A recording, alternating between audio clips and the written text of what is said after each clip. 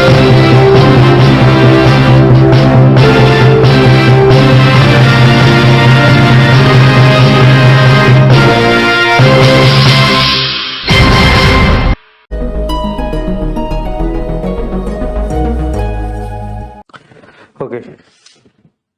Hello everyone. Welcome back to crash course for competitive exams held by VIRAT HINDUSTAN SANGHAM in association with Manifest IAS Bengaluru. So this program is inspired by Dr. SWAMY and it was inaugurated on 28th of January. So this program is convened by Dr. RAVISHANKAR sir, State Education Convener, VHS Karnataka and President of Good Neighbors NGO. So I am the chief mentor of your program. Here is my name, DHANUSH Kumar. So I have been training civil service aspirants for past 5 years. Okay, this program is completely held online and you can watch this program on YouTube channel of VIRAT HINDUSTAN SANGHAM. Here is the link, and also YouTube channel of Udaya News Karnataka. Here is the link. Okay, so here is the timetable of your program along with syllabus. So we have started with polity. It's going to run for another 4 to 5 days, and then we are going to progress to history. So you, for free mentoring, you have to join our Telegram channel. Here is a link for our channel, and you can also join by scanning the QR code. So you can also by typing this link. So you can also search for VHS Education Forum on Telegram. Okay, so what to expect out of these classes? I have been telling it can be used as a revision course as well as to get a gist and hold of the concepts of various topics which you are going to study for various competitive exams. Right. So today I am going to start with, today we are going to start with the state government. State government comes under which part? Comes under Part 4 of the Constitution. So, state government comes under Part 4. Sorry, Part 6. Part 4 is which? Part 4 is what? Part 4 is your directive principles of state policy. What is Part 4A? Part 4A is your fundamental duties. Part 6 is your state government. Okay, what are the constitutional provisions? Constitutional provisions.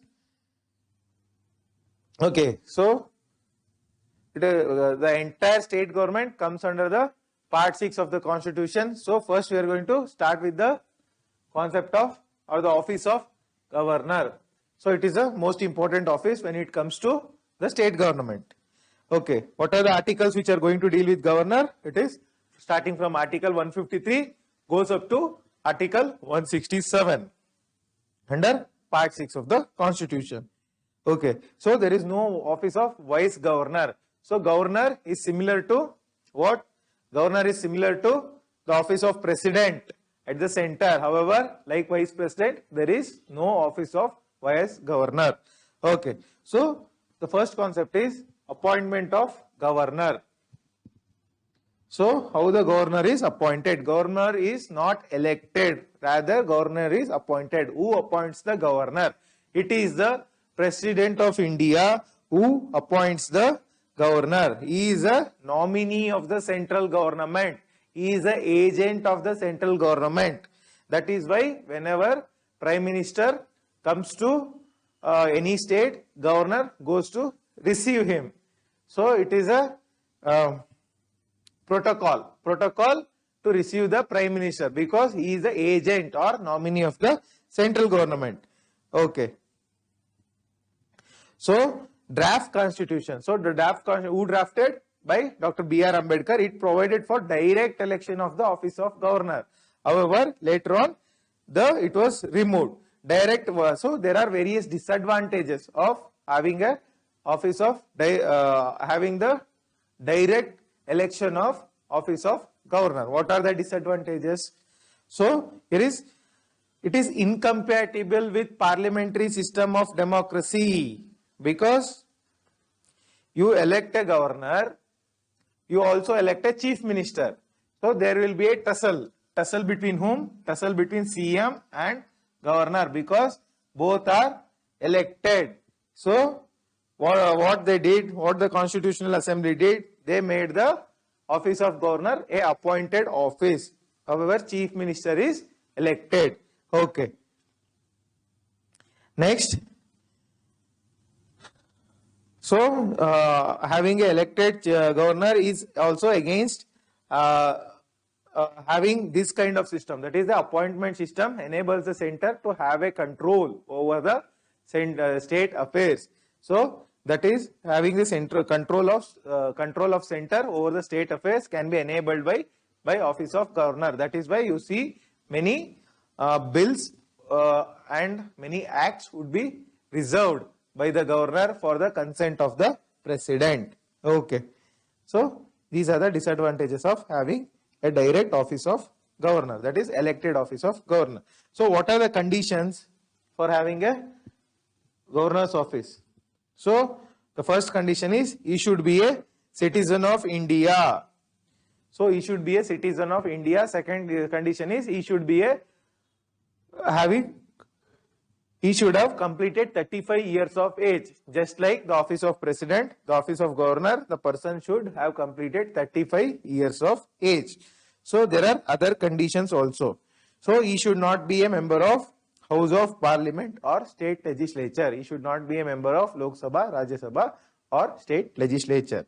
And he should not hold office of profit. You already know what is office of profit. So he can use the Raj Bhavan. Raj Bhavan is similar to your Rashtrapati Bhavan at the center. He can use it without paying any rent. So there are various instances where the same person is appointed a governor of 2 or more states or a state and a union territory. Okay. So what is the oath which the governor takes before assuming the office? What is the oath? So the oath is to faithfully execute the office. That is the first oath. So next oath is to preserve, protect and defend the constitution and law. To defend the constitution is the second oath. And the third oath is to devote himself to the service and well-being of the people of India. Like the president, he should also devote himself to the service of the people of India. So next comes the concept of term of governor's office. So general term is 5 years. So the office of governor has a term of 5 years upon entering his office. If he or she enters an office, that is the office of governor, he can hold it for 5 years. Okay, next is powers and functions. What are the powers and functions of the office of governor? So before that, there is so we have seen how the vice president is removed, how the president is impeached. However, how does the governor is removed? How does the governor removed from the office? So the constitution does not specify any specific condition for removal of office of governor. For the office of governor, there is no specific condition for removal. So how he is removed? So he is removed at the will of the central government. You see, whenever a government changes, there is either a transfer of the governors or removal of governors. So whenever central government changes, this is happening. That is why the Sarkaria Commission and Panchi Commission has given various recommendations to make the office of governor a non-political body. Okay. Next comes the concept of powers and functions. What are the powers and functions of the office of governor? So the first power is executive powers. What are the executive powers? All the executive actions of the state government is taken under his name. He is the nominal authority, whereas the real authority is the chief minister. So that is the first executive power. Next executive power is he can make rules. He can make rules about the how the specifying the manner in which the orders and other instruments are executed. Various orders are given by the government, by the state government. He can make rules about how those orders are executed. Next is, he appoints the chief minister and other ministers. They hold office during his pleasure. So this is similar to the office of president. Next is, he appoints the advocate general upon the advice of the chief minister and council of ministers. Okay. Next is state election commissioner. So state election commissioner is appointed by the office of governor. So he appoints the members of State Public Service Commission. So State Public Service Commission members are appointed by governor. Who removes them? Who has the power to remove them? It is the president.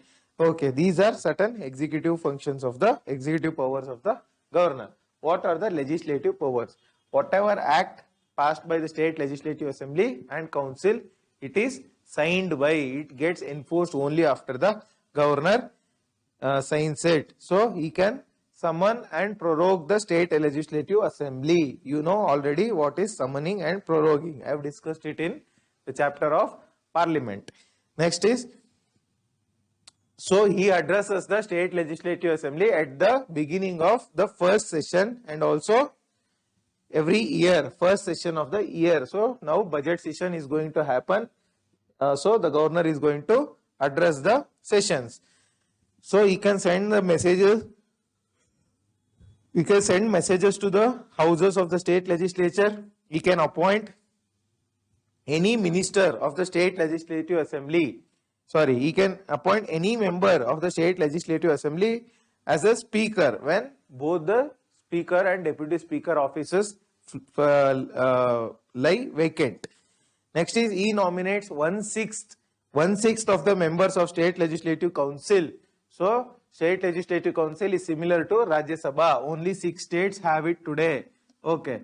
So in the state legislative council, 1/6 of the members are nominated by whom? Nominated by the governor. So those are the persons who have expertise in literature, science, art and cooperative movement. So in the Rajya Sabha, it is 12 members who are nominated by whom? President. Here 1/6 of the members.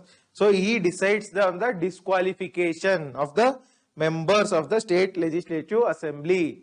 So on whose advice? On the advice of election commission. So when a bill is presented to him, he can give his assent, he can withhold. Give his assent means sign the bill, withhold the assent, does not sign the bill, or return the bill to the assembly. Or one more provision is there, he can reserve the bill for the consent of the president. This provision is not similar to the office of president. So a president cannot reserve the bill for some other's consent. He has to sign it or send it back or withhold it. Whereas governor has the option of sending the bill back to the sending the bill to the consent of the president. That is one special provision with respect to office of governor. So when does he reserve the bill for the president's consent? When the provisions or a law, where a law is against the constitution, when the law is ultra vires, when it is against the constitution, when the law is against directive principles of state policy, so when the law is against the larger interest of country, so in those conditions he can reserve the bill for presidential consent. Next comes the financial powers. So financial powers, majorly it is with respect to budget and money bill. So he sees the annual financial statement is laid before the state legislature. That is, the budget gets laid before the state legislature with the consent of the governor. Next is money bill. Money bill, even it is same with respect to the state legislature compared to the parliament. Money bill gets laid before the state legislature only upon his prior recommendation. So no demand for grant. You know what is demand for grant? it cannot, no demand for grant can be made without his recommendation. Next is, he can make advances out of the Consolidated Fund of India. You know what is Consolidated Fund? Sorry, he can make advances out of Consolidated Fund of State. There is, similar to Consolidated Fund of India, we have Consolidated Fund of State. He can make advances. Make advances means take money out of the Consolidated Fund of the State. So he constitutes Finance Commission. So just like the Central Finance Commission, we have State Finance Commission. He constitutes the Finance Commission. So what are the judicial powers? Judicial powers. So just like the President, even the Governor has judicial powers. He can grant pardons, reprieves, respites, remission. You already know what is pardon, respite, remission, and also reprieve. In all the cases when where the executive power of the state extends to, if the offence is against the state bill, state list provisions, then he can grant pardon, reprieve, respite, and commutation, and also remission. So he is consulted by the President while appointing judges of the concerned High Court. Suppose Karnataka High Court judges are being appointed, the President consults whom? The Governor. Next is, he makes appointments to the district judges. So you have every district one district judge. District judge is there, similar to sessions judge at the similar to civil court or sessions judge at the where? At the city level. So district judge is appointed by him in consultation with whom? State High Court. So judicial service of the state. So there is a judicial service, just like just like state public service, there is state judicial service. So the appointment to that service is made by the Governor in consultation with whom? High Court and State Public Service Commission, both. So next comes the concept of comparing the veto, ordinance, and pardoning powers of the Governor with the President. So what is the comparison?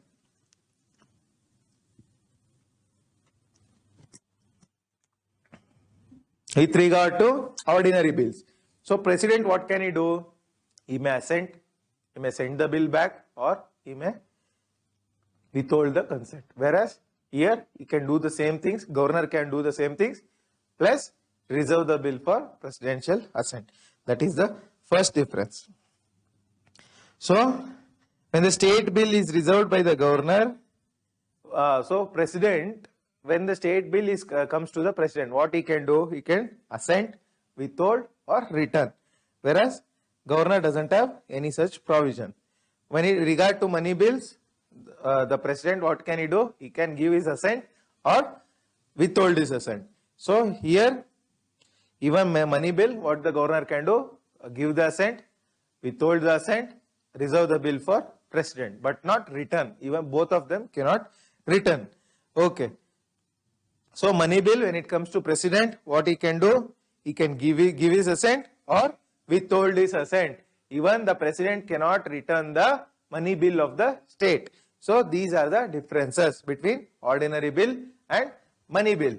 So next we will compare the ordinance making power. So now we spoke about the veto power. Veto power, we will now speak about the ordinance power. What are the ordinance power? So President can promulgate an ordinance when both the houses of the Parliament are not in session. Even if one house in session, if the President promulgates an ordinance, it is promulgating an ordinance. What does it mean? I have explained. So even if one house is in session, if the President promulgates an ordinance, it is ultra vires. It is against the Constitution. However, Governor can promulgate an ordinance only when the state legislative assembly is not in session. Wherever the state, see, there are two kinds. So when it comes to state legislature, there are two types of constitutional setup.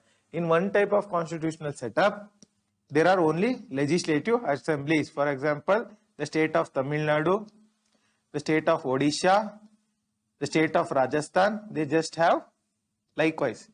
They just have what? Just the Legislative Assembly. Whereas there are certain states where they have Legislative Assembly plus Legislative Council. So it acts as the upper house at the state level.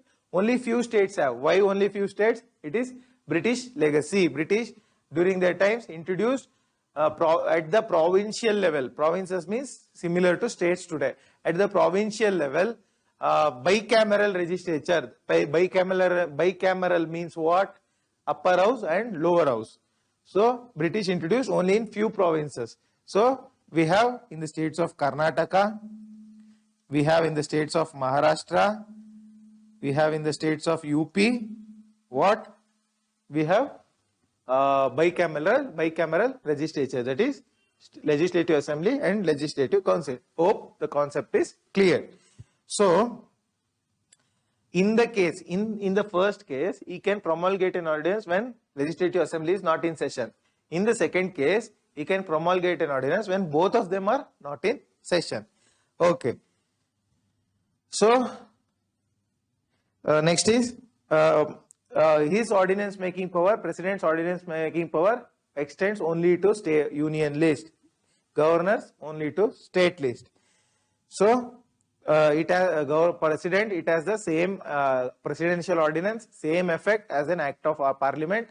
Governor's ordinance, same effect as a as the state government act. So next is both of them can withdraw the ordinance at any time. Likewise, there are many differences with respect to ordinance making power. You can go look into the book. It is very easy. Next is pardoning power comparison. Pardoning power. So President can give pardon, pardon, reprieve, respite, all those things with respect to central law. Governor, state law. So with respect to death sentence, only the President can pardon. Even if the state law prescribes death sentence, who can pardon? Only the President. Governor cannot pardon a death sentence at all.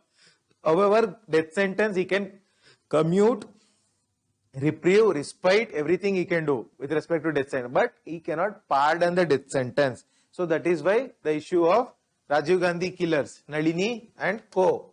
So Nalini and co, the issue has come up again and again because they are saying the state governor can grant pardon. However, the central government has said no, nothing doing.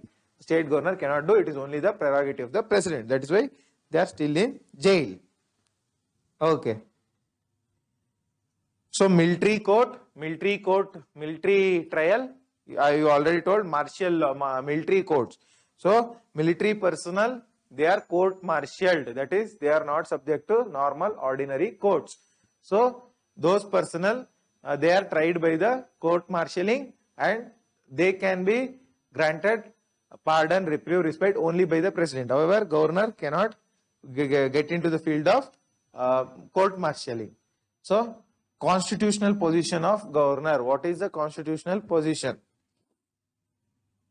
So since the Parliament of India provides a what form of government? They provide a parliamentary, since the Constitution of India provides a parliamentary form of government, right? In the parliamentary form of government, there are two authorities. One is de facto authority, another is de jure authority. So de facto, who? Chief Minister, Prime Minister. De jure, President, Governor. Okay. So what is the constitutional provision? So Article 154. So Article 154 speaks about the office of governor. Which article speaks about the office of president? It is Article 53. So 154 article speaks about the office of governor. So similar to Article 74, Article 163 is there. Article 163, what does it say? It says aid and advise. So there shall be a council of ministers who are there to aid and advise the governor. Okay. Article 164. What does 164 say? Article 164. So it says with respect to council of ministers shall be collectively responsible to state legislative assembly. That is similar to central government being responsible to Lok Sabha, state government being responsible to legislative assembly. That is said by whom? It is set by Article 164. Okay.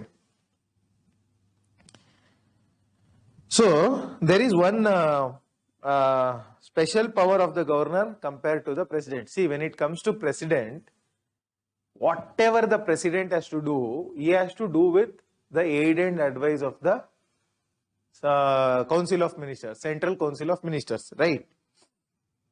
But in certain cases, that is returning the bill, withholding the consult, there he can exercise his discretion, right? Only limited discretion.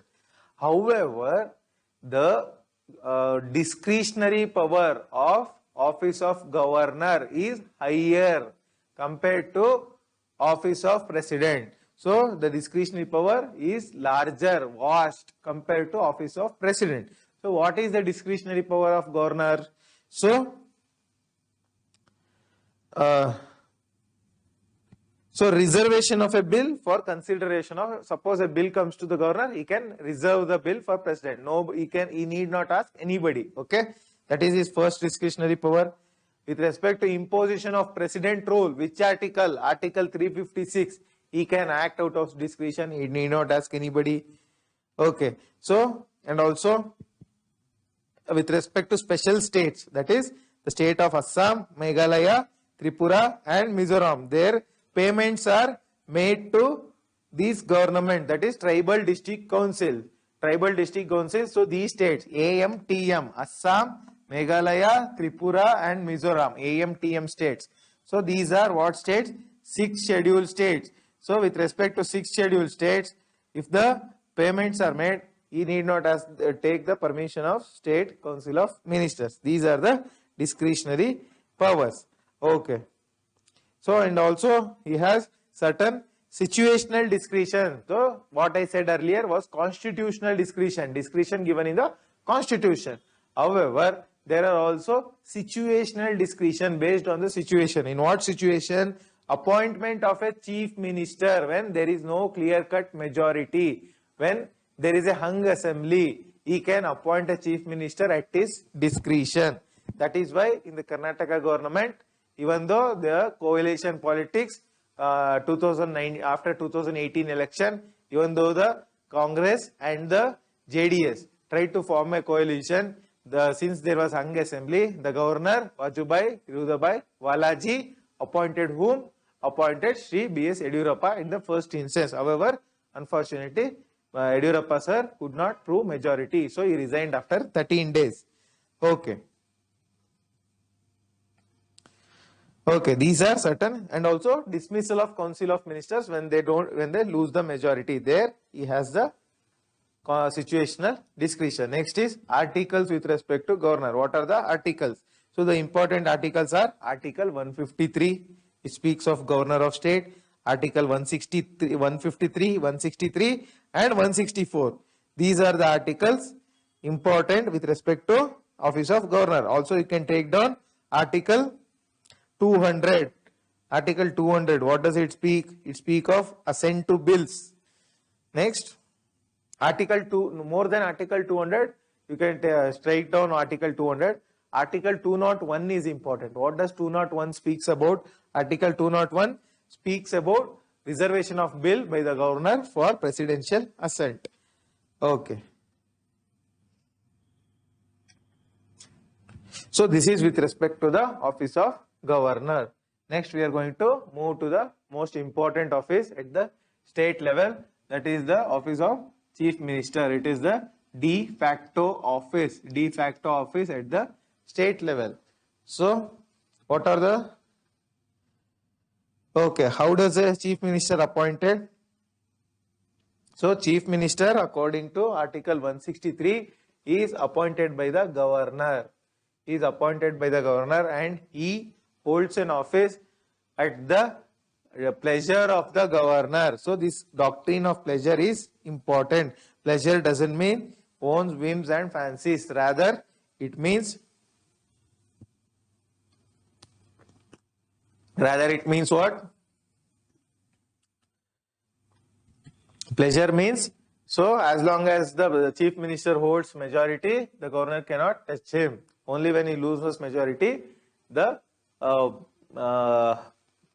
discretion of the governor comes into place. Okay. So, the governor can exercise his discretion in appointing the chief minister when the chief minister in office dies suddenly, there is no obvious successor. In that condition, and also in the condition of Ang assembly, when there is no single party who has a clear majority and there is no coalition party also, then he can exercise his discretion, right? Okay, next comes the concept of oath and term. What is the oath? So, the oath of chief minister goes like this: to bear true faith and allegiance to the Constitution of India. Next oath is to uphold the sovereignty and integrity of India. Sovereignty and integrity. Next is to faithfully discharge his office. And last is to do right without fear or favor. To do right in a manner without fear or favor or affection or ill will. Okay, this is the oath. So, the term of chief minister. So, in addition to this oath, there is a oath of secrecy. So, even the Central Council of Ministers, Prime Minister, the Chief Minister and also the State Council of Ministers adhere to what? They adhere to oath of secrecy. What is the oath of secrecy? It is a colonial legacy. It speaks of, so the chief minister swears that he will not directly or indirectly communicate or reveal to any person any matter that is brought before him and becomes known to him in his capacity as a minister. So that is the oath of secrecy. He should keep the daily proceedings of the office which he is discharging a secret. So it should not be divulged. So that is the office of oath of secrecy. Okay. The term of chief minister is, however, not fixed. Like the office of governor, where the term is fixed as 5 years, there is no fixed term for the office of governor. Why? He holds the office during the pleasure of the governor. So the pleasure means having majority in the assembly. So what is the power and functions of the chief minister? What are the powers and functions of the chief minister? Okay. In relation to Council of Ministers, what is COM means Council of Ministers. In relation to Council of Ministers, what power does the governor holds? Sorry, what power does the chief minister holds? Okay, so the chief minister recommends to the governor who can be appointed as a Council of Minister. So only chief minister can recommend, sir, that this person can be made a home minister, this person can be made a finance minister, another person can be made a water minister, irrigation minister, and so on. So it is the prerogative of the chief minister. Next is, he allocates the portfolios. Portfolio means what? Departments. That is home department, finance department, agriculture department, fisheries department, technology department, so on.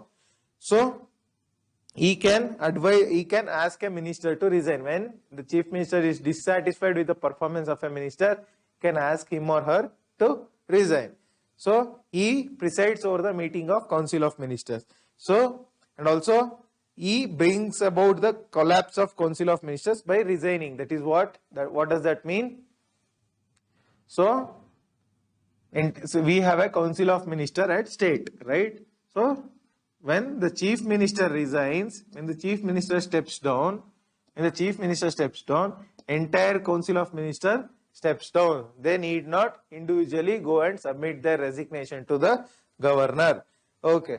Next is, what is the relationship of the chief minister with respect to the office of governor? So he is the principal channel of communication between whom? Between Council of Ministers and the governor. The bridge is formed by CM. Okay. So he furnishes all information with respect to the functioning of Council of Ministers.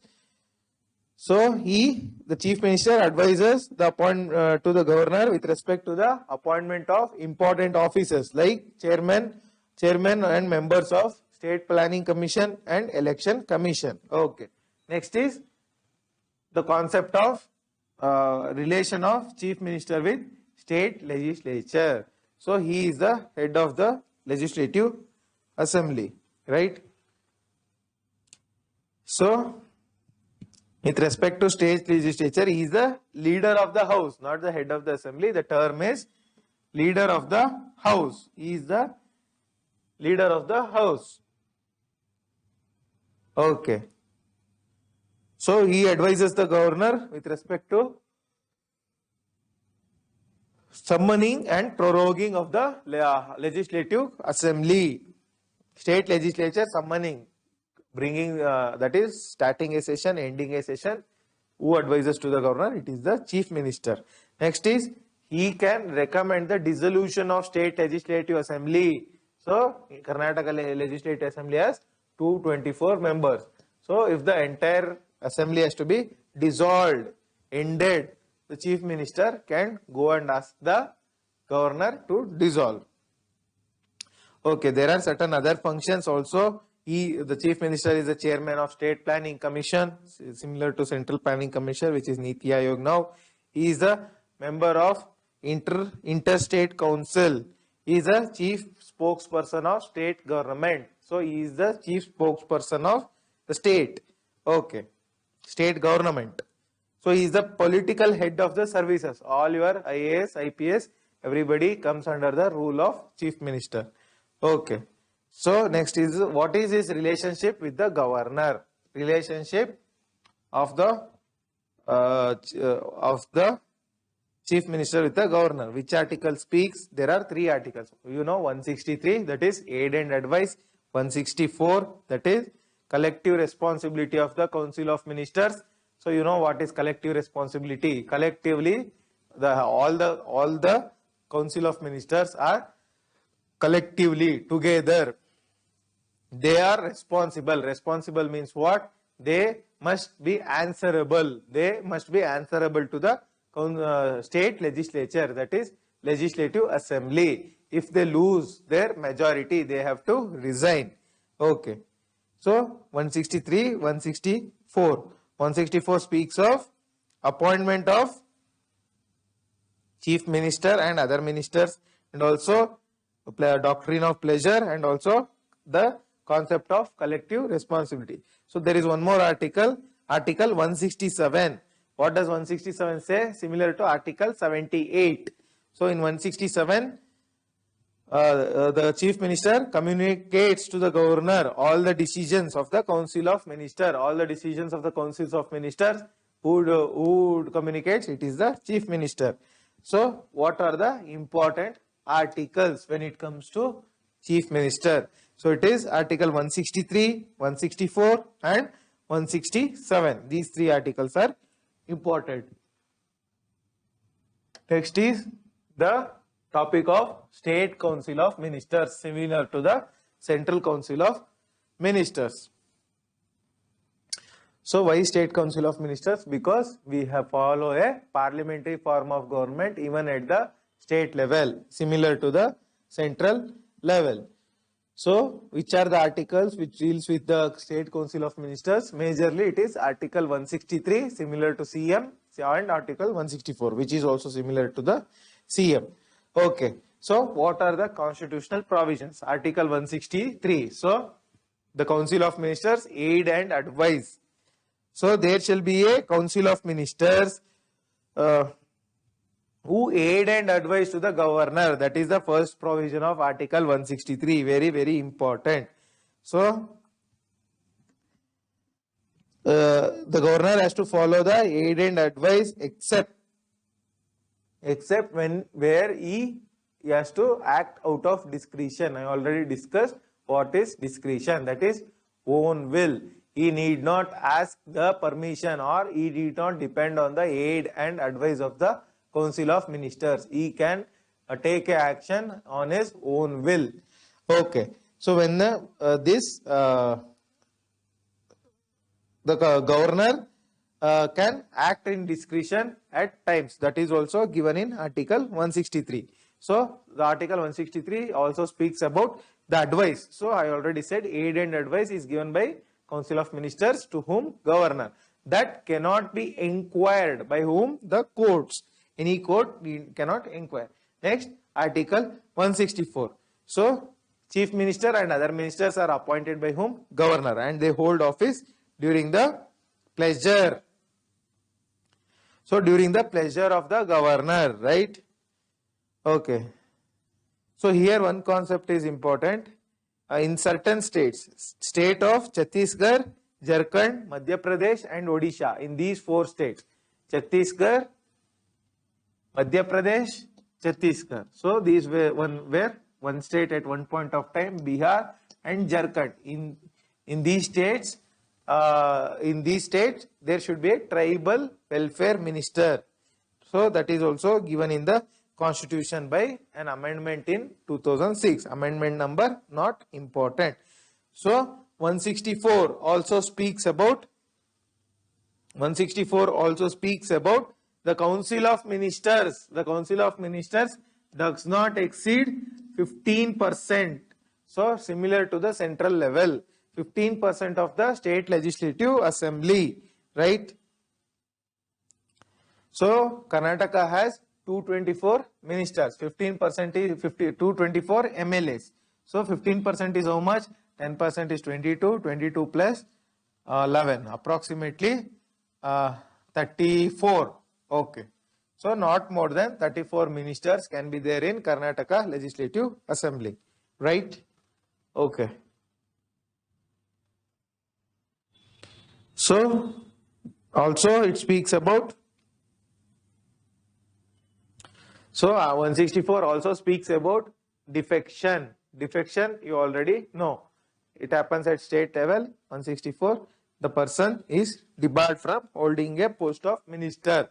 If a person is debarred on defection as an MLA, he is also debarred from holding the post of minister.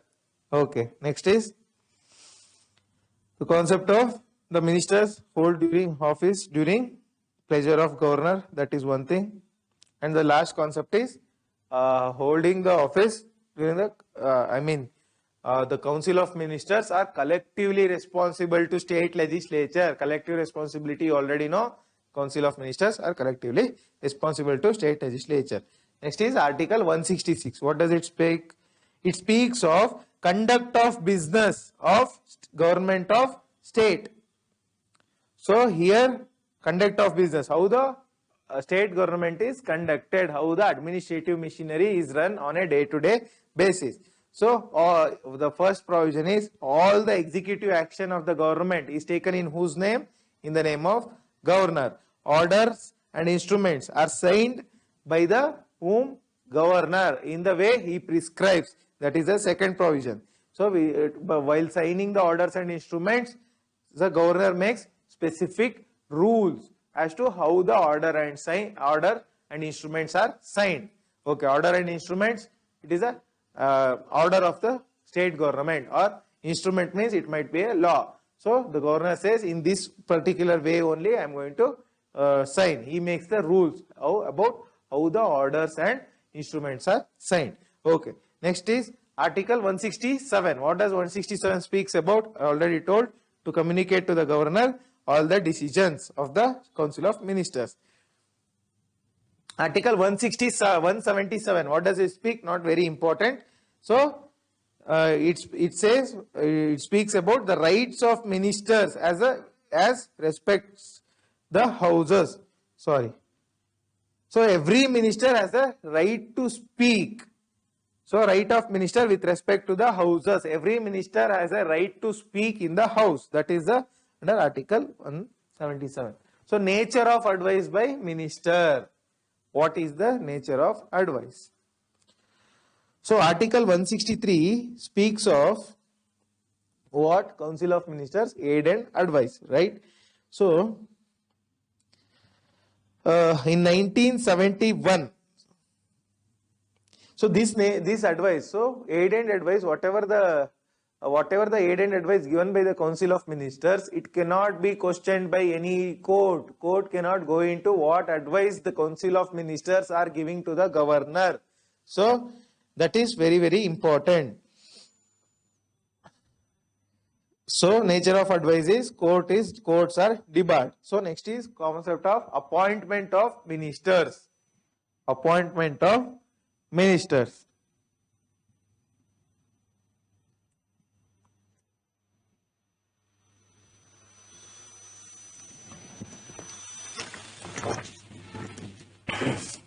So when it comes to nature of advice, there are two areas. One, so when the governor is bound by aid and advice. Governor is bound by aid and advice.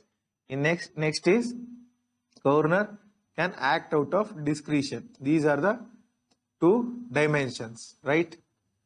Okay. So and the advice is not inquirable by court. Appointment of ministers. So upon the advice of the chief minister, the governor appoints the ministers. In 4 states, there should be tribal affairs minister that I have already spoken about. So next is oath and responsibility. So what is the oath? It is similar to chief minister, to bear true faith and allegiance in the constitution, to uphold the sovereignty and integrity of India, to faithfully execute the office, and to do right things without fear or favor, affection or ill will. You have to by heart these oaths, all the oaths. So what is the responsibility of Council of Ministers? Collective responsibility, individual responsibility, and no regal responsibility. Collectively responsibility means Article 164. Every one of them are collectively, togetherly, they are responsible to the state legislature. They are answerable to the state legislature for all the acts. If the state legislature passes no confidence motion, they have to collectively resign. Next is individual responsibility. Individual responsibility means what? Each minister holds office during the pleasure of governor. Article 163, individual responsibility. So when the governor is displeased, so when does the governor gets displeased? When the chief minister says remove that particular minister, then the governor gets displeased. So that speaks of the individual responsibility. Okay, next is no legal responsibility. This is similar to what? This is similar to your central Council of Ministers, no legal responsibility. That is, whatever the acts, whatever the orders that the ministers make, they are not legally responsible. It is the entire Council of Ministers it is the government, it is the state which is responsible. It is not the individual who is responsible. Suppose, let's say, there is a suppose let's say the agriculture minister forms or signs a order on MSP. So if there is something wrong in that order, he is not legally responsible. It is the state or the government together which is responsible. He cannot be held individually responsible. Okay. Next is composition of Council of Ministers. Similar to the state level, we have what? Cabinet ministers. We have Council of Cabinet Ministers, Ministers of State who are attached to Cabinet Ministers, and also Ministers of State with individual responsibility, and also we have Deputy Ministers, and the last category is Parliamentary Secretaries. So we don't have Parliamentary Secretaries at the state level. It ends at the level of Deputy Ministers. So now comes the concept of Cabinet. You know what is Cabinet? When we spoke about Parliament, it is the highest decision making authority, chief for policy formulating body. These are the certain qualities or the features of the Cabinet. Okay, so we'll speak about what? Cabinet committees also in brief. So similar to the state level, central level, we have state level cabinet committees, 2 types of committees: ad hoc committee, permanent standing committee. Ad hoc, temporary; standing, permanent. Okay. So they are set up by the whom? Chief Minister sets it up on the on the basis of necessity. Okay. Okay, what are the articles? Articles is Article 163, 164 and 167. Next, we will move into the chapter, most important chapter at the state level, that is state legislature, right? State legislature. Okay. So now, we spoke about parliament at the central level, right? Similarly, we have state legislature at the state level. State legislature, I already told, there are two varieties. One is exclusive legislative assemblies, and there are states where there are legislative assembly plus legislative council. This is limited in number, 6 or 5. So after Jammu Kashmir also had legislative council, I think it was abolished, right? So now there are only 6 states which have the state legislative assembly. Yes, which are the states which are, sorry, legislative councils. Which are the 6 states? It is important from prelims perspective. It is Karnataka, Maharashtra, Andhra, Telangana, UP, Bihar. You can remember in this pattern. See, Karnataka and Maharashtra have border, Andhra and Tamil Nadu have border, UP and Bihar have border. You can remember in this fashion that these are the 6 states which have legislative councils, upper house. Okay. So this comes under Article 6. Article 6, Part 6, and articles. Which are the articles? Article 168 and up to 212. Article 168 up to 212 speaks about state legislature. Okay.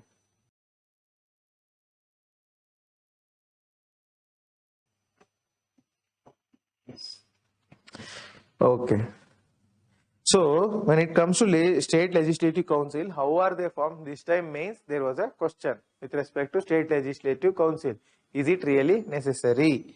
So that was the context, broad context of the question, right? So presently there are 22 states that have unicameral. Unicameral means what?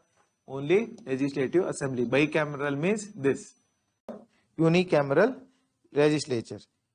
Okay. The legislative councils are called as Vidhana Parishad. Legislative councils are Vidhana Parishad. Legislative assemblies are called Vidhan Sabha. Similar name nomenclature even in Karnataka. Vidhan Parishad and Vidhan Sabha. So which article speaks about the formation of legislative council? Article 169. So under Article 169, state government can pass a resolution saying that they want a legislative council. So then it goes to what? It goes to central parliament. The parliament can pass a bill. So there has to be a constitutional amendment bill. So the constitutional amendment bill passed by simple majority. Simple majority, if a constitutional amendment bill is passed, then that particular state gets a state legislative council. Okay.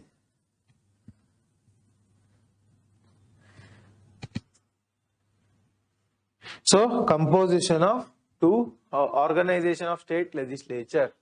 So I already spoke about organization of state legislature, that is legislative council and legislative assembly, that is with respect to organization. Next is composition of 2 houses, composition of Vidhan Sabha, composition of Vidhan Parishad. What is the composition? Okay. Composition of assembly, that is Vidhan Sabha. We are going to speak about Vidhan Sabha first. Strength. So the maximum strength is constitutionally fixed at 500. We cannot exceed the number of 500. So the highest number is having in which state? Which state has the highest number of legislative seats? It is Uttar Pradesh with 403 seats, 403 MLAs.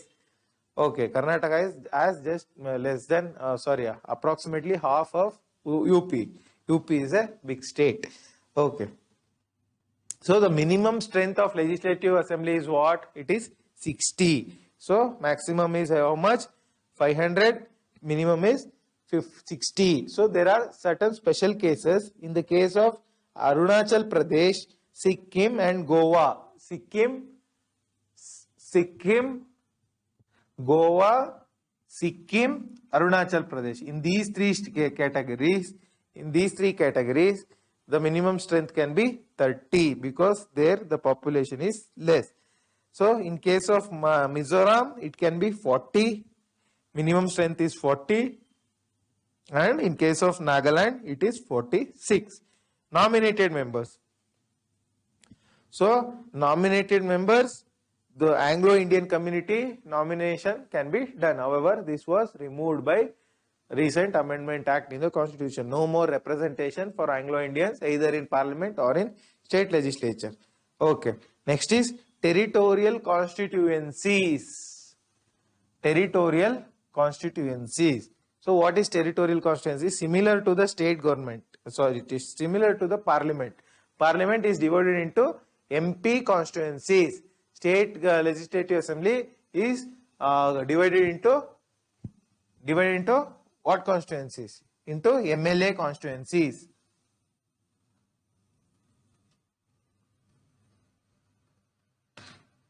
Sorry for the map. I believe this is Karnataka map. So in Karnataka there are so many taluks. How many taluks? So we have 30 districts.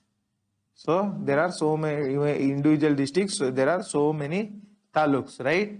So each taluk is a MLA constituencies. So the taluk per se need not be a constituency, but major cases a particular taluk forms a MLA constituency.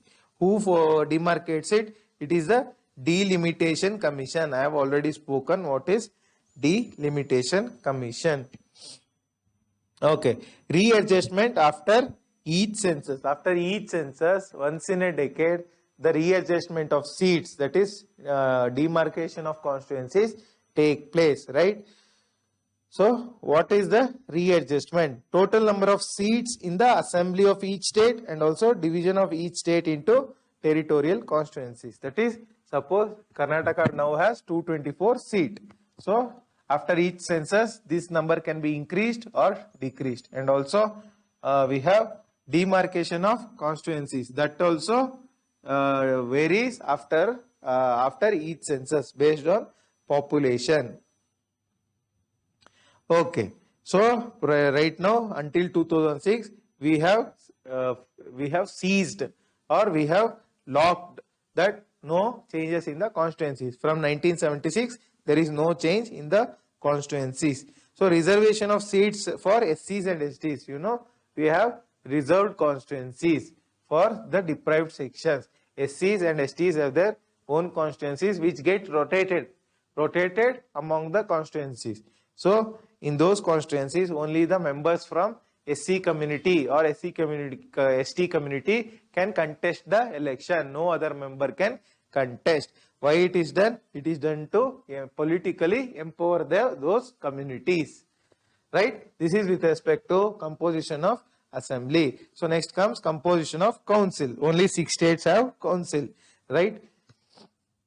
So the membership strength of the council is fixed at 1/3 of the state legislative assembly strength. So Karnataka has how much? 224 members in the legislative assembly, right? So legislative council is 1/3 of this. That is 224 divided by 3. That is approximately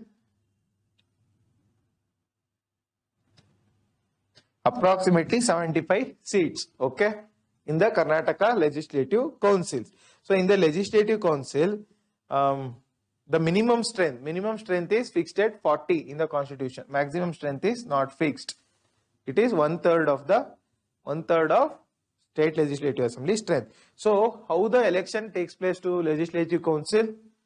So it is given in the Constitution.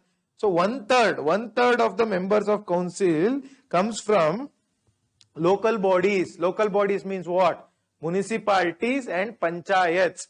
So from panchayats we get From panchayats, we get 1/3 of the members. Panchayats and municipalities, I am going to discuss it later on. Panchayats and district boards from there. So it is indirect election. These municipality members and also district board members elect the 1/3 members of the state legislative council. 1/12 are elected by graduates. Suppose you are a graduate, you can enroll as a voter for graduate constituency. You can become a MLC. Next is 1/12. 1/12 are elected by teachers. So teachers can also enroll as voters for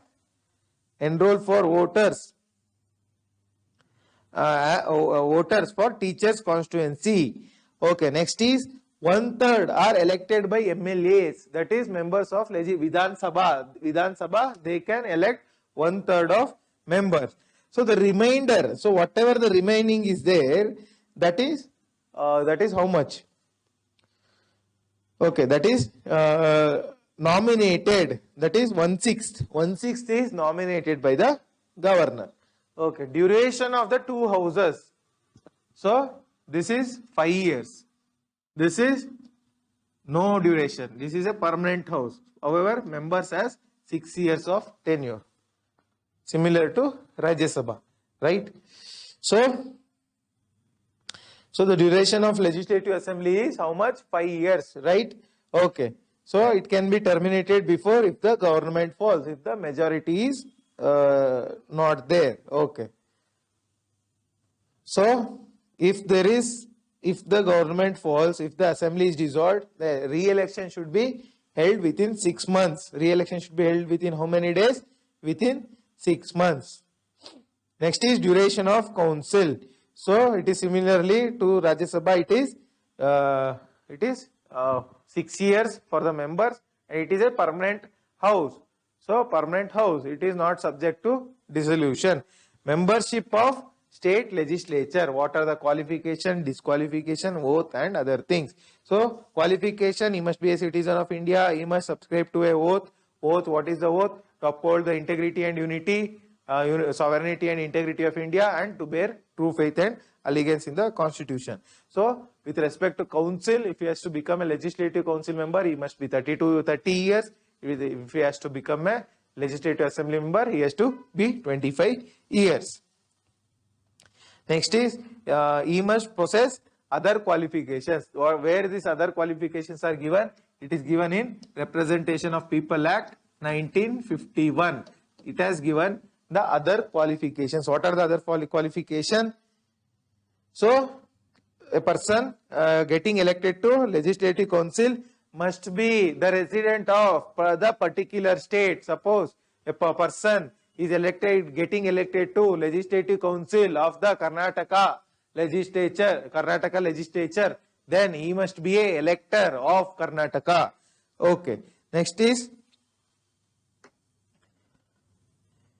okay, even if a person has to be elected as a legislative assembly member, he must be a member, he must be a voter in the particular state, similar to the council. So if SC/ST constituencies, only those communities can contest. Disqualification. What disqualification? So failing to submit the accounts, and also if he is of unsound mind, similar to parliament. So office of profit, disqualified, unsound mind, disqualified, undischarged, insolvent, means one has incurred debt and has failed to clear the debts. He is disqualified. So if one gives up the citizenship of India, then he is disqualified. So, and also if he is disqualified by any other law. What is the other law? RPA. So whatever the conditions I told till now, it is given in the constitution, in the constitution. So the rest of the disqualification conditions is given where? It is given in the Representation of People Act. Okay. So what are the other conditions? One is, if one is convicted of corruption, disqualified. So if he is imprisoned for 2 or more years, disqualified. You know the famous case of Jayalalitha ji. And also, if he has failed to submit the electoral expenses, if he has failed, then also disqualified. If he is interested in any government contacts, which most of them are interested, then also disqualified. Okay. Next is if he is dismissed from government service for corruption, then also disqualified. And if he promotes enmity between different communities, for example, if someone promotes enmity between Hindus and Muslims, and if he is convicted for that, he is disqualified. So apart from this, we have the condition for disqualification on the grounds of defection. So defection means what? Similar to the go and watch the video on Parliament. There I have described what is the condition for disqualification under defection. If a person, I am going to briefly tell, if a person voluntarily gives up the membership of the party on which he is elected, and also if a independent member joins a party after getting elected, or a nominated member gets elected, joins a party after 6 months, and also if a person doesn't follow party directions with respect to voting, then also it is disqualified under anti-defection law. 1985, Rajiv Gandhi ji brought this law. Okay, oath or affirmation. What is the oath? So the oath is different from Council of Ministers. First is to bear true faith and allegiance. This is allegiance to Constitution. This is similar to everyone. Next is to uphold sovereignty and integrity. This is also similar. So the third is to faithfully discharge the office. Whatever office you are entering, you have to be faithfully doing the duties. That is the third this thing. Oath or affirmation. Done. Okay. Next is vacation of seats. When does the seats get vacated? Double membership. So if a person is member of both council, parishad and sabha, so then his seats in one of the houses falls vacant. Next is disqualification. So if he is subject to any disqualification, the seats falls vacant. If he resigns, the seat falls vacant. If he is absent from the proceedings of the house for 60 days, disqualified, vacant. And there are other cases also. Presiding office of the, next is, okay, vacation is done. Next is the most important, presiding officers of the state legislature, Speaker of Assembly.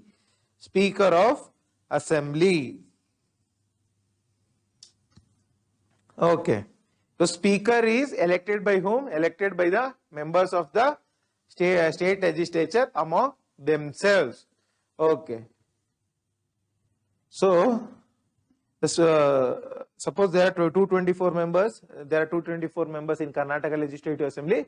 They elect a speaker from one member from among themselves as a speaker. Okay. Next is.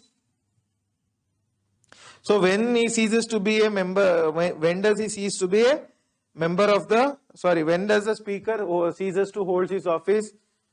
When does the speaker ceases to hold his office? So if he is not a member of the state legislative assembly, then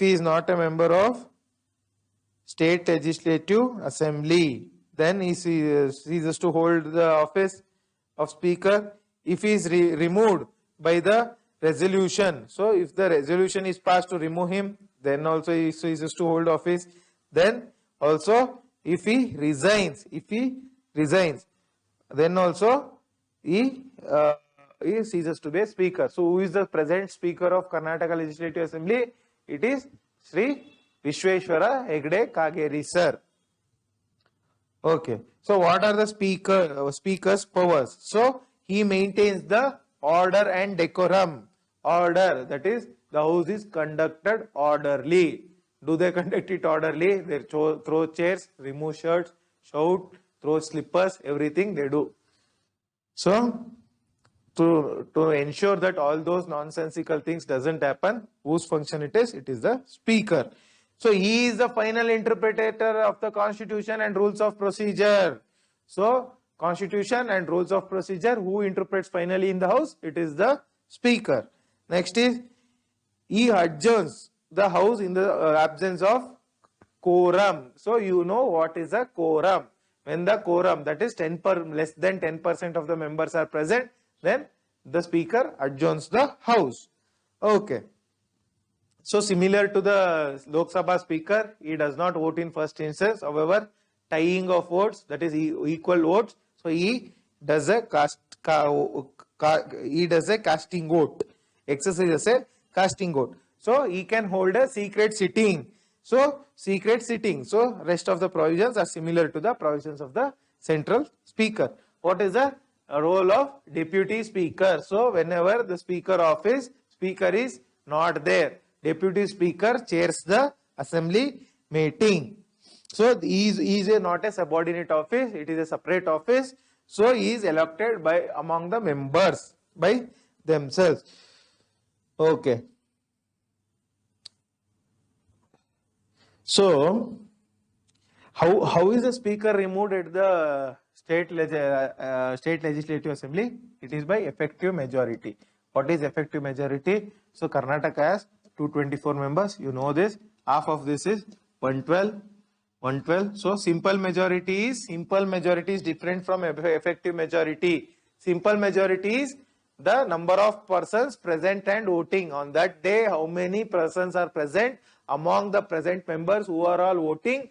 Only that is taken into account in simple majority. However, effective majority means it is half of the total number plus 1. That is, if 113 members vote, then the speaker stands. The speaker loses the seat. Okay. This is all regarding the deputy. So with respect to deputy speaker, he performs the duties of speaker's office when it is vacant.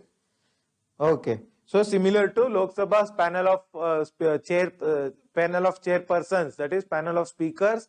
Here also there is a panel of chairmen who can chair the council when both of them are absent. Both speaker and deputy speaker are absent. Next is chairman of the council. So here we don't have the office of vice president. We don't have the office of vice governor who can chair the state legislative council. So what happens? Here similar to speaker, he or she is elected by the council members themselves. They themselves elect the chairman. So he has the power similar to speaker. He has the power similar to speaker. However, in certain cases, speaker has more power, similar like money bill. Who can decide? Only the speaker can decide. So similar to governor, there is a office of deputy. Similar to chairman, there is a office of deputy chairman of the council. Deputy chairman. So he chairs the council when the chairman is absent or vacant. The seat is vacant. Okay. Similar to panel of vice chairman, here also panel of chairman similar to central level, that is the vice president who is also chairman of Rajya Sabha, and there is a deputy chairman. So similarly they appoint a panel of vice chairman. Similarly here also vice chairman is appointed. They chair when both of them, that is chairman and vice chairman, are absent. Okay. So sessions of state legislature, how the sessions of state legislature is carried out. It is similar to parliament, right? So summoning, who summons it? The governor summons the session. Upon whose advice? It is upon the chief minister's advice. Adjournment, who does the adjournment? You know what is adjournment? That is temporary ending of that day's session, that day's meeting. So suppose this class I am going to end after, let's say half an hour or 45 minutes. So that is the end of this particular meeting. However, when I end the entire course, that is prorogation. That is the ending of the entire this session. That is the ending of this entire course. That is called prorogation. However, I end this class after 45 minutes. That is adjournment. Hope you understand. Next is the concept of prorogation. I already explained. That is, who prorogues? It is the it is the governor who prorogues. However, who does the adjournment? Adjournment is done by the speaker or chairman in the case of state legislative assembly and council respectively. Dissolution. So this Vidhan Parishad, that is upper house, is not subject to dissolution because it's a permanent house. However, lower house, Vidhan Sabha, is subject to dissolution. How dissolution is carried out? So the chief minister can ask the governor to dissolve the house. Also, it is dissolved when upon the completion of how many years? 5 years. Okay. So when dissolution happens, what about the bills that are pending? We discussed this concept even in the Parliament chapter. So a bill pending in the assembly, a bill pending in the Vidhan Sabha lapses once the dissolution takes place. So a bill passed by the assembly, a bill is passed by the Vidhan Sabha, but is pending in the Vidhan Parishad, that is also lapses. But there are three bills where the lapse doesn't happen. So a bill pending in the council itself, Parishad itself, a bill is pending, it does not lapse. A bill passed by the assembly or passed by the houses, but pending the assent of the governor. So it has been passed by both the houses or a single house in case of unicameral legislature.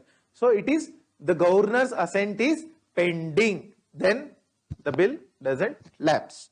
Then also a bill passed by the assembly or passed by both the states but is returned by the president for reconsideration, returned by president or the governor for reconsideration, that bill also doesn't lapse. So however, what is the difference between the bills, lapsing of bills between the state legislative assembly and parliament? There the same provisions whatever I told is applicable there, plus one there. What is that plus one? There, if the president has allowed for joint sitting, then the bill doesn't lapse. However, state legislative assembly, there is no provision of joint sitting. Very, very important. State legislative assembly, there is no provision of holding joint sitting. Okay. Next is quorum. Quorum, you already know, it is 1/10. So 224 members. If the assembly present number of members present is 22 or less, then quorum is not there, so the session is not held. Next is voting in the house. How voting happens in the house? You know the ayes and noes in the parliament. Similarly,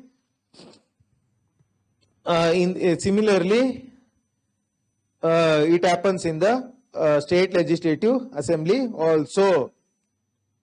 Okay, next is language. What is the language used in the state legislature with respect to parliament? It is Hindi and English. In the state legislature, it is the official language of the state. For example, Karnataka has which language as the state official language? Kannada. And it might be the official language of the state or Hindi or English. So Hindi, English or the official language of the state stands as the language of the state legislative assembly or council. Okay. Rights of ministers and advocate general. So you know, if a minister is from legislative council, he can sit in the assembly debates but not vote. Even the advocate general, similar to attorney general at the central level, can sit in the assembly or council, however without voting. Okay. So next.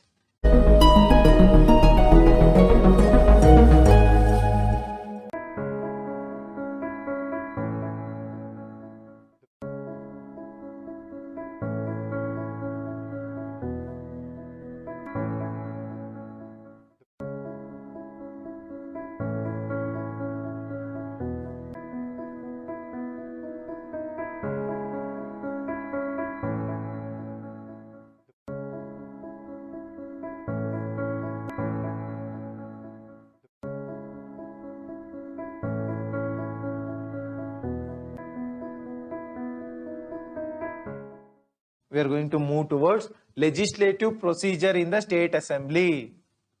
So similar to the parliament. So ordinary bills means which is not money bill or a constitutional amendment bill.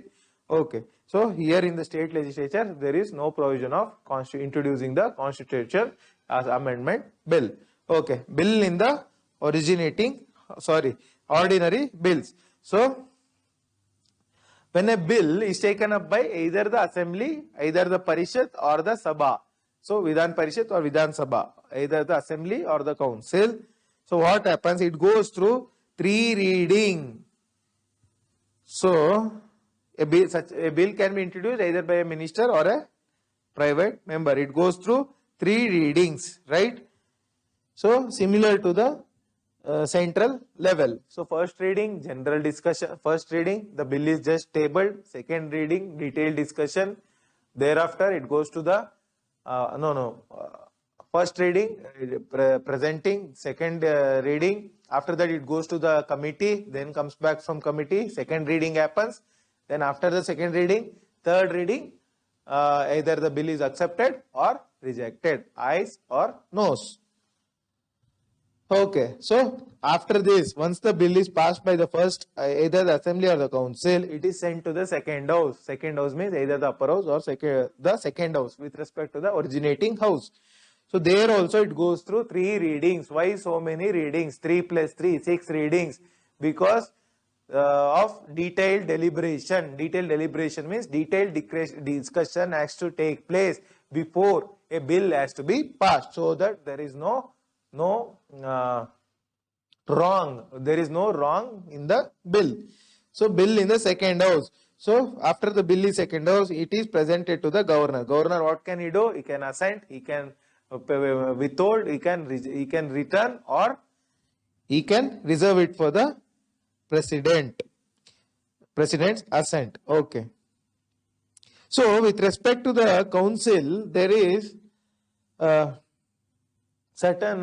is a difference. So there are only 6 states which have council. So there are certain special provisions when it comes to the council. What is the special provision? So once the assembly passes the bill and sends to the council, if the council passes the bill without any amendment or the assembly accepts the amendment, then the bill is deemed to be passed.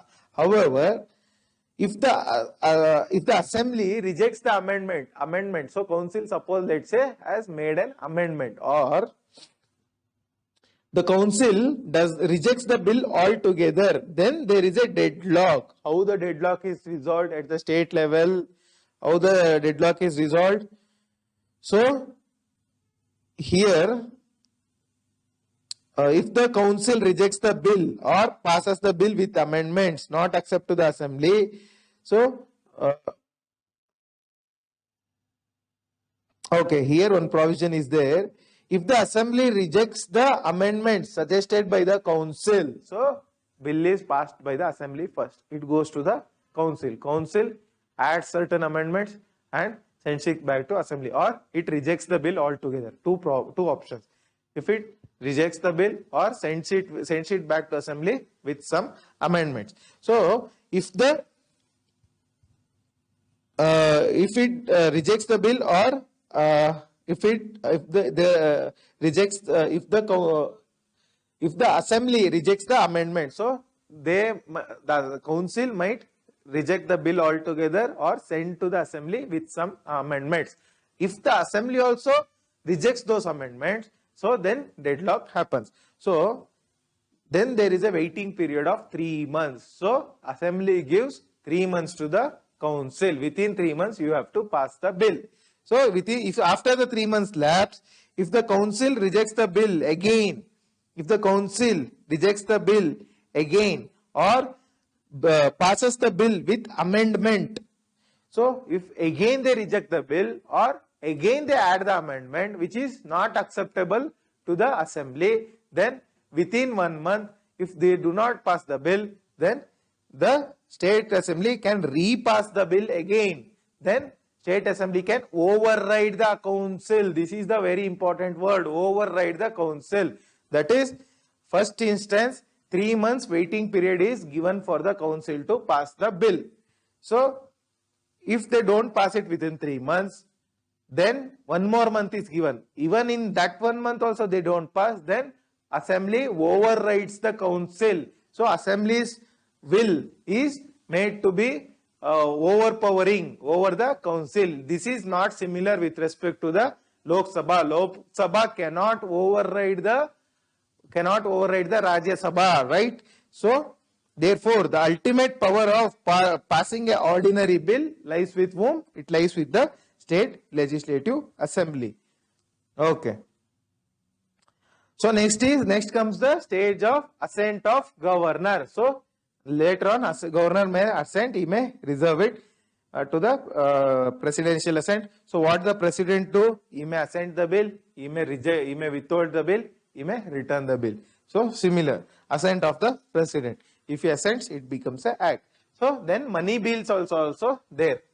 So money bill, Lok Sabha has overpowering criteria. There, if the Rajya Sabha doesn't pass the money bill within 14 days, what happens? The Lok Sabha will pass it again and give it to President for assent.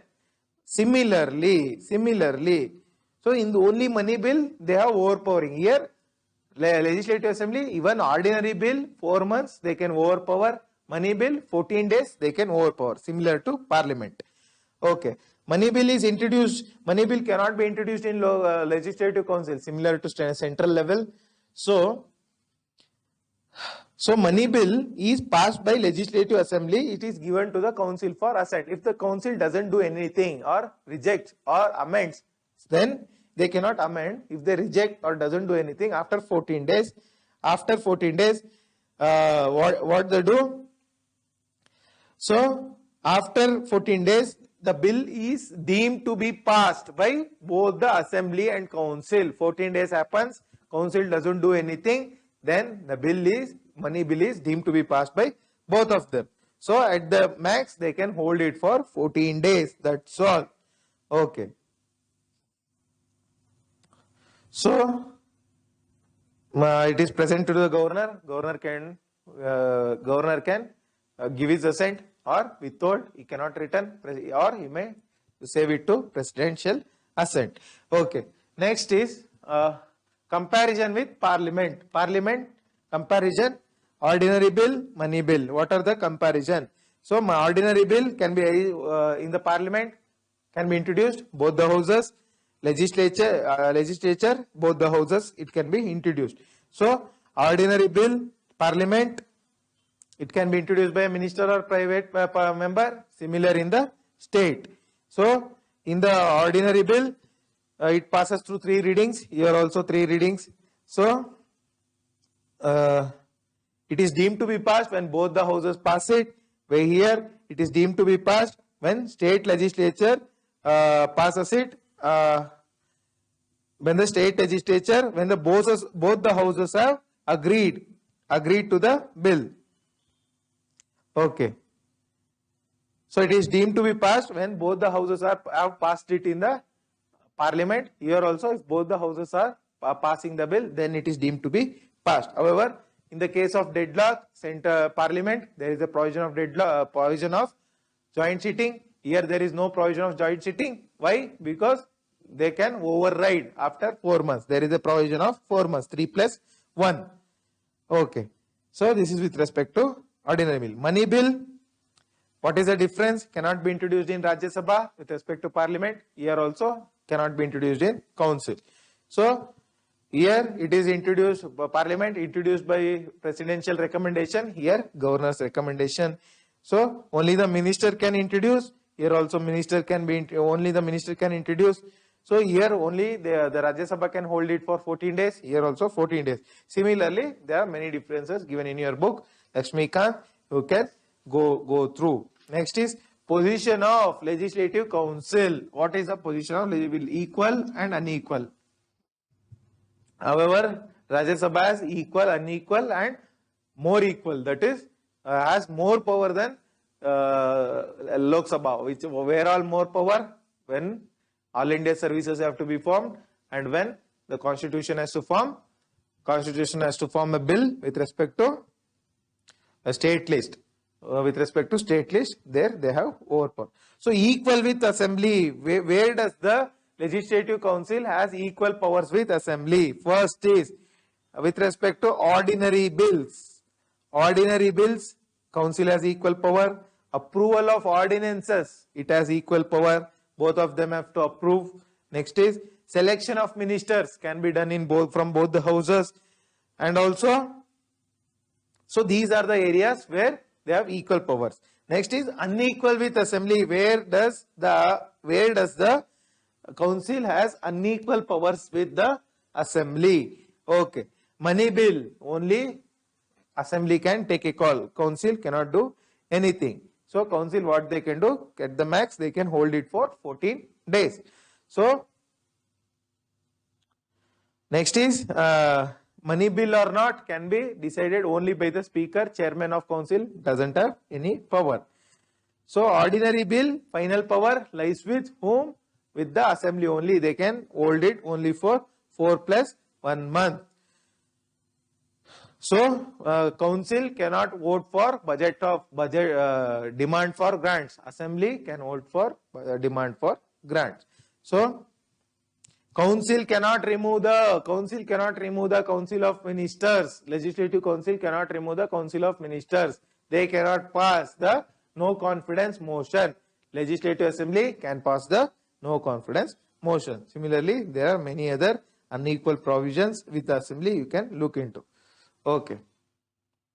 So what is the difference between Rajya Sabha and Legislative Council? So Rajya Sabha is a representation of states. However, it is a dilatory body. So here there is no concept of representation of states when it comes to council.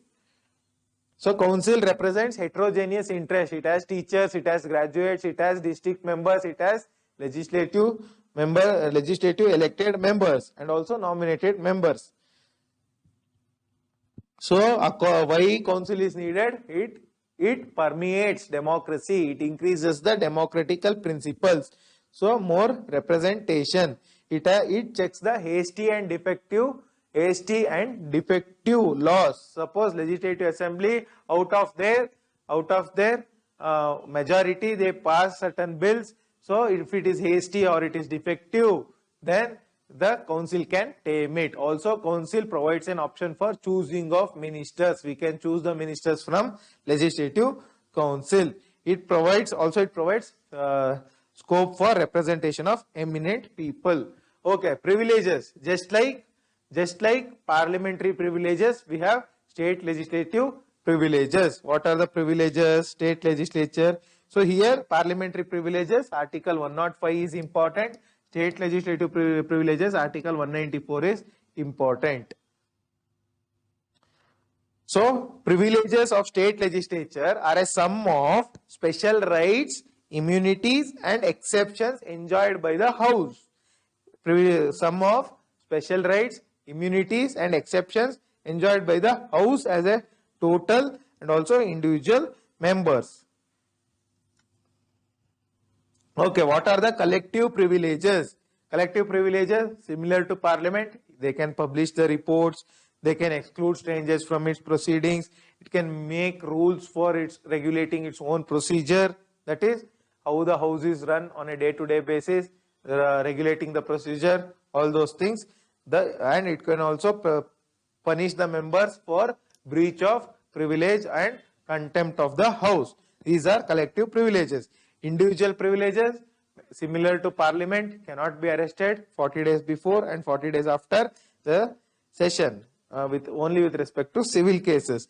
They have freedom of speech, they can speak whatever they want. That is why they do all this shouting and all. No court can do anything. So they are exempted from jury service. The court cannot call them to give evidence in any case during the session is being held. Okay. So strength of these are collective privileges and individual privileges. Strength of assembly and council. What are the strength of assembly and council? So we have different strengths. So highest strength is what? Uttar Pradesh, I already told you, 403 seats. Lowest strength is which state? We have two states. Tripura has 60 MLAs. Arunachal Pradesh has 60 MLAs. Mizoram has 40 MLAs. Even Goa has 40 MLAs. So 40 MLAs is the minimum number. With respect to union territories, it is the Puducherry. Puducherry Union Territory has 30 MLAs, the least. Okay, what are the articles?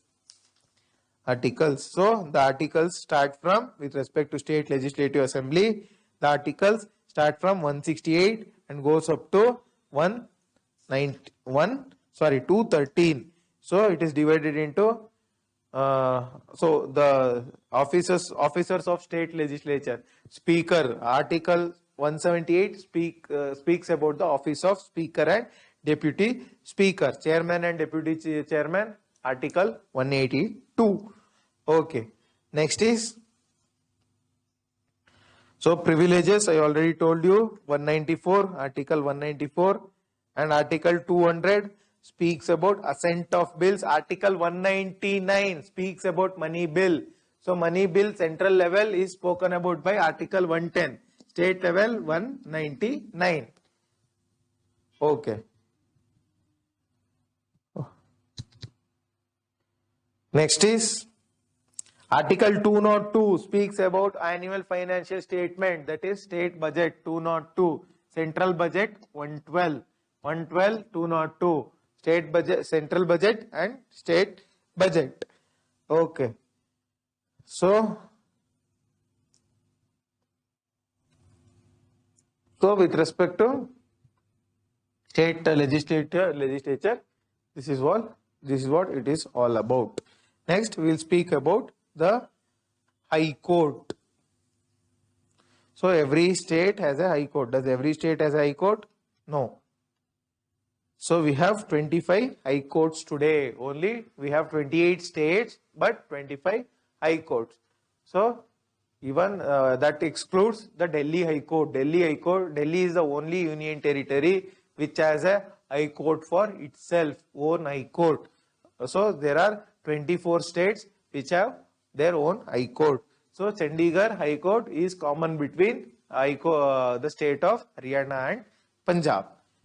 Okay, High Court. Indian Constitution envisaged what? It envisaged a single integrated judiciary. Indian Constitution envisaged a single integrated judiciary. So when did this concept of High Court originate in India? It originated in 1862. 1862, 3 High Courts were formed. 3 High Courts. The date is important. 1862. What are the 3 High Courts? Calcutta, Bombay and Madras. These 3 High Courts were formed. These were the first instance of High Court. So the Constitution of India, that is States Reorganization Act. After the States Reorganization Act was made, and 7th schedule, which is 7th Amendment Act. So with respect to organizing the states, reorganizing the states, which is the Amendment Act, it is the 7th Amendment Act. That act speaks about every state as a High Court. It also gives provision for common High Court for 2 or more states or 2 or more states and a union territory. At present, there are 25 High Courts. Okay, what is the composition and appointment? Composition and appointment. Every High Court consists of a Chief Justice and other judges. Okay, appointment of the judges. How? So the judges of High Court are appointed. Is it appointed by the governor? Please be careful. Judges of High Court, whether it is a normal judge or a CJI, is appointed by the president, not by the governor. Please be careful. You get confused in the preliminary examinations. Okay. So the judges of a High Court are appointed by the president, and the Chief Justice of the High Court is appointed by the President in consultation with the Governor. So normal judges, no need of consultation of Governor. CJI, sorry, not CJI, CJS, Chief Justice of the State, can be appointed only with the consultation of the Governor. Okay. So the President consults the Governor. So second judge's states. So second judge's case, I spoke about second judge's case. When is it? 1993. Third judge's case, 1997. Fourth judge's case, 2015. So the second judge's case says that no appointment of Supreme Court ruled that no appointment of a judge of High Court can be made unless it is in conformity with the opinion of Chief Justice of India. That is the judges, High Court judges can be appointed only when the opinion of CJI is taken. In the third judge's case, it said that not only third judge's case, it expanded the provision saying that not only the consent of the CJI but two more senior most judges. So with respect to SC Collegium, we have CJI plus 4. With respect to High Court judges, it is CJI plus 2 senior most judges. Please note the difference. You will be confused. Okay.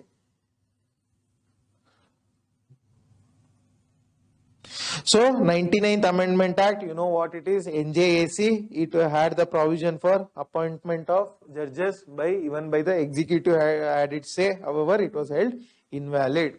So what are the qualifications and oath? So he should be a citizen of India, that is the first qualification. Next is he should have held a judicial office. He should have held a judicial office for 10 years in the territory of India.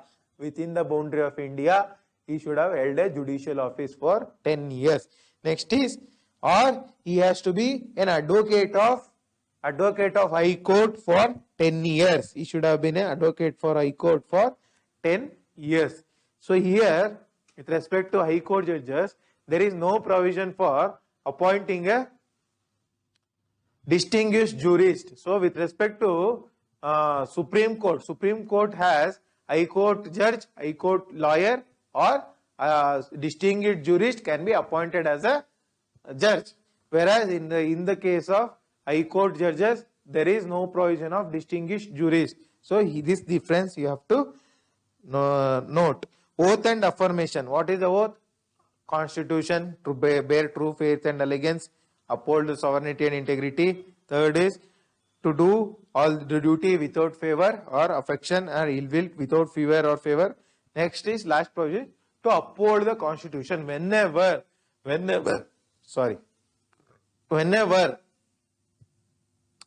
the oath of judges come to uphold the Constitution comes up, because only the judges can uphold the Constitution, right? So that gets added. Okay, tenure, removal and transfer. So tenure of judges. So they hold office for 62 years. So the judges, High Court judges, hold office for 62 years. Before that, they can resign, they can be removed. Removal procedure is similar to Supreme Court judges. So that is, the state legislature has no say. It is only the parliament which can remove the High Court judges. So, or he can be, and he resigns, that is one case, and also he vacates his office when he is appointed as a Supreme Court judge. The seat falls vacant when he gets appointed as a Supreme Court judge. These are the 4 conditions. Okay, removal of judges. So the president who removes, president removes. So when does he remove? Not at his whims and fancies. An address has to be presented by the parliament to remove the judges. So here you know that removal. So there is a Judges Enquiry Act.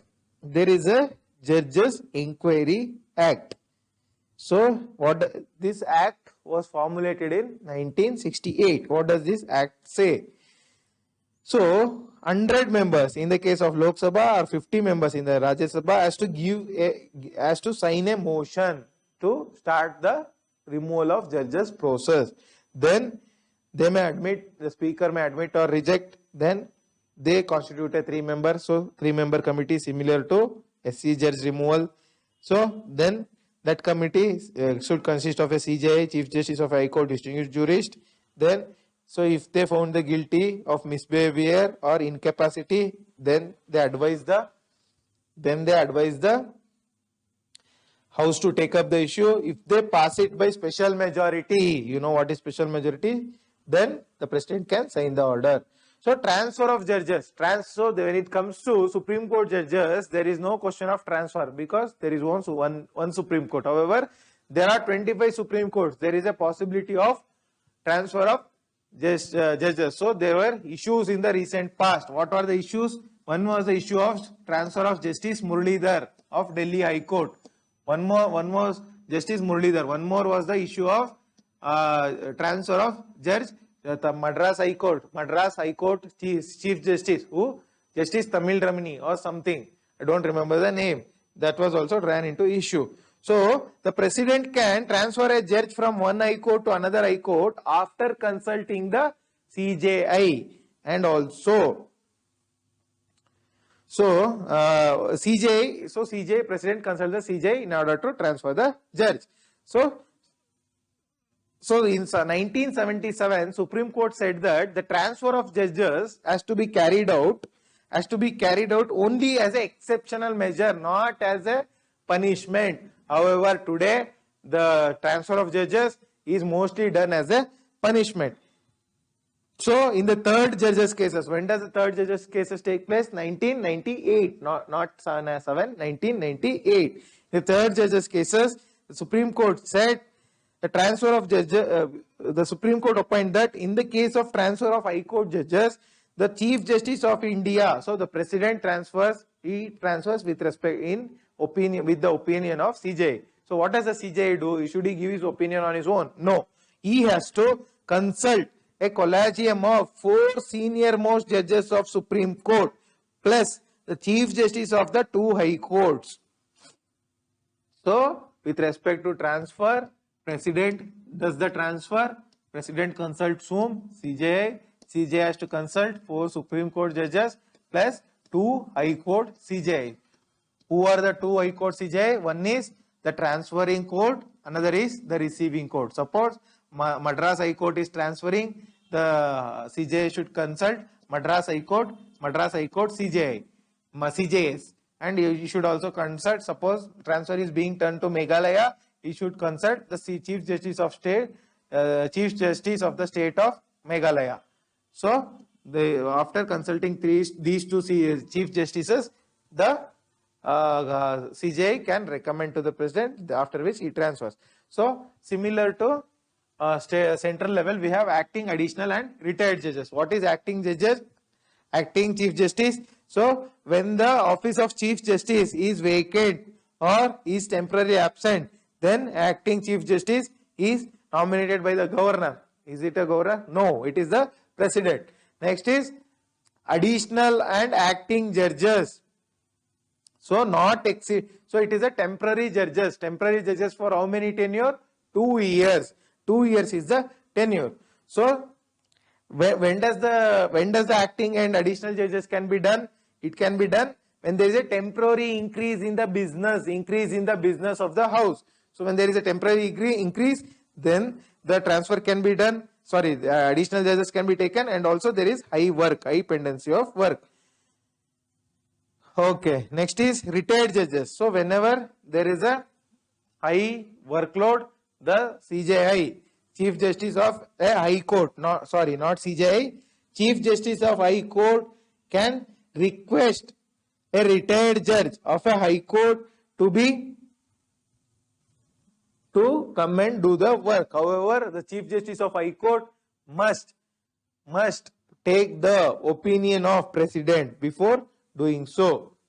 Okay, this is with respect to this section. Next is independence of High Court. How the independence of High Court is ensured. So first is mode of appointment. The executive and the legislature doesn't have any say. It is only the judges who appoint themselves. So there is no, we don't have any say.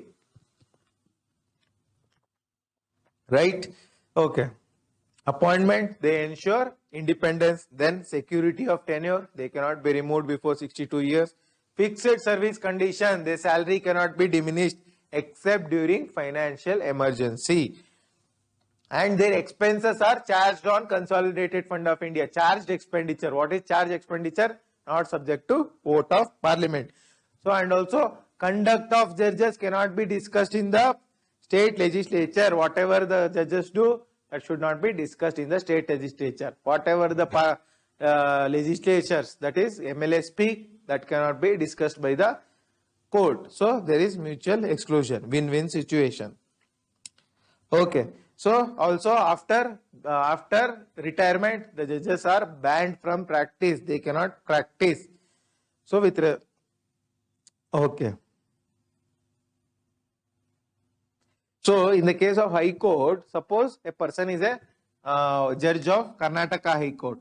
He is banned from practice within the state of Karnataka, but not outside. He can practice in front of Supreme Court. He can practice in any other High Court. However, in the case of Supreme Court judge, whole India, they cannot practice. So the court has independence is ensured through power to punish for its contempt for court, power for punishment. So they can appoint their own staff. The High Court jurisdiction cannot be curtailed. However, it can be increased. And also the separation from executive is ensured. There is clear separation of powers. So jurisdiction and powers of the High Court. Jurisdiction and powers of the High Court. What are the jurisdictions? Okay. So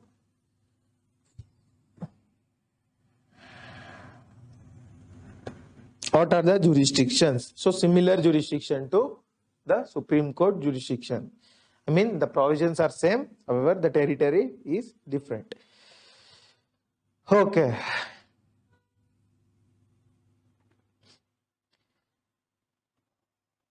So the Constitution does not give the jurisdiction. The Constitution just says, what does it say? The jurisdiction is similar to what it was before the commencement of Constitution. That is, Constitution commenced on 26th January. On 25th January, what was the provisions? It shall continue. That is what the Constitution has said. Okay, there are 7 jurisdictions. First is original jurisdiction. What is the original? You know the original jurisdiction of Supreme Court. What it is? It is with respect to central state or state-state quarrel. 131. With respect to original jurisdiction of High Court, what are the matters? So matters of admiralty and contempt of court. Contempt of court, admiralty, directly you can go to High Court. Dispute related to MP or MLA election, directly go to High Court. So any revenue matter, original jurisdiction. Enforcement of fundamental rights, directly you can go to High Court. So, and also, so constitutional matters, you can directly go to High Court from the subordinate court. Writ jurisdiction is spoken about by Article 226. What does, so you know the writs, certiorari, mandamus, habeas corpus, quo warranto, and so forth, prohibition. So Supreme Court writ jurisdiction is lesser than High Court writ jurisdiction. The Supreme Court can issue writs only for the enforcement of fundamental rights. However, the High Court can issue the writs for any other purpose, not only for the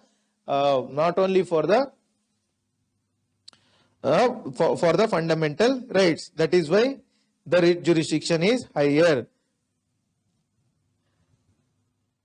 Okay, appellate jurisdiction. Appellate means going for appeal from subordinate courts to High Court. Okay, what is the appellate jurisdiction? With respect to civil matters. That is money, when which it is civil disputes among the people. Which does not involve crime. So civil matters. So civil matters, where does in what cases the appeal lies? First, appeals from the order and judgments of district courts. District courts, directly you can go to High Court, appellate jurisdiction. Second, appeals from the orders of the even first appeals and also second appeals. So first appeal, second appeal, you can go. So first appeal means direct, if the case is filed in the district court, first appeal lies to where? High Court. Second appeal means it is filed in some taluk court to district court, first appeal, district court to High Court, second appeal. So here one provision is there. Calcutta, Bombay and Madras High Court has inter-court appeal. Inter-court appeal means what? So if a single judge bench has given a judgment, only in these three high courts, you can appeal in the same high court. In the same high court, you can appeal before a larger bench. Okay. So administrative and other tribunals, you have Karnataka Administrative Tribunal and various other water tribunal and any other tribunal. From the tribunals, direct appeal to High Court. Criminal matters, in the criminal matters, where does the appeal lie? So appeal from the, at the district level, there is district court, so which deals with civil disputes. If it deals with criminal disputes, it is called as sessions court. Criminal dispute, session court. Criminal dispute, session court. Remember this. Okay. So appeals from the judgment of session court and additional session court lie to High Court if the sentence is one of imprisonment of more than 7 years. That is, if the if the person is sentenced for more than 7 years, appeal lies to where? Appeal lies to High Court. Okay. So also some provisions of Criminal Procedure Code. When was the Criminal Procedure Code formed? 1973. It separated the executive from where? Judiciary. Earlier, executive and judiciary were combined. You had the office of district collector. He also used to exercise judicial power. So Criminal Procedure Code separated. So it is also given in Article 50 of Constitution, separation of judiciary and executive. Okay. So in some cases, Criminal Procedure Code appeals from in certain specific cases, appeals from Metropolitan Magistrate can also go to High Court. Metropolitan Magistrate, metropolitan areas, wherever metropolitan areas are there, from courts in that area, appeal can go to High Court only in certain specific cases. So next is supervisory jurisdiction. So what is supervisory jurisdiction? So these High Court supervises over the subordinate courts. We have district courts, we have session courts, we have subordinate courts, taluk courts, municip courts, JMFC courts, so many courts. Everything is supervised. Is supervised by whom? It is supervised by the High Court. So how does the supervision is done? So it calls for returns from them. Returns means how much money is spent, what is the account that is called by the High Court. So it makes the general rules and procedures for the lower courts. So it also prescribes the form in which accounts has to be maintained, books has to be maintained. Okay. So the power of superintendent of High Court is very broad because it extends to all courts in its jurisdiction, within the territory, under its control. Everywhere it extends. Okay. Next is control over subordinate courts. Supervisory jurisdiction is done, control over subordinate courts. How the control is done? So High Court is consulted by the governor. When does the governor consult High Court? They consult it during the appointment, promotion and transfer of district judges. Every district has a district court, district judges, appointment and transfer. Governor consults whom? Governor consults High Court. So apart from district judge, there are various judicial offices. What are the judicial offices? Subordinate judges. JMFC court judges, municip court judges. So those judges appointment is done by the government upon consultation with High Court and also State Public Service Commission. So also if a case is pending in the subordinate court and it involves a constitutional provision, decoding of a constitutional provision, that case can be taken up by the High Court and placed among itself. It can dispose it by itself. Okay, this is with respect to control over subordinate courts. Next is a court of record. What is a court of record? So the judgments and proceedings of the High Court are recorded for future reference. So we have, just like we refer the Keshwananda Parthi case, likewise we might refer Mysore High Court, Karnataka High Court, earlier called Mysore High Court. Mysore High Court has given definition with respect to secularism that we refer even today. Likewise, that acts as a court of record. So court of record also means the court has a power to punish for contempt of court. Contempt of court is carried out. The court has power to punish. Okay. So contempt of court, we have Contempt of Court Act and also Article 129. 129 speaks about contempt of court. What is a contempt? It scandalizes or lowers the authority of court. It prejudices or disrupts the judicial proceedings. It interferes with the administration of justice. There, contempt of court happens. However, innocent publication of the day-to-day proceedings or fair and accurate reporting of judicial proceedings does not account for contempt of court. You know, journalist Ravi Belgere was jailed for contempt of what? Not contempt of court, contempt of house. So under which article? Article 194. Next is the power of judicial review. Just like Article 32 has power of judicial review, we have Article 226 gives power of judicial review to whom? It gives the power of judicial review to High Court. So judicial review means any judgment which has been given earlier, the court can review its own judgment later on. Also, not only its own judgment, even executive orders and also legislative acts can be reviewed. Legislative acts and executive orders can be reviewed by the court later on. Okay.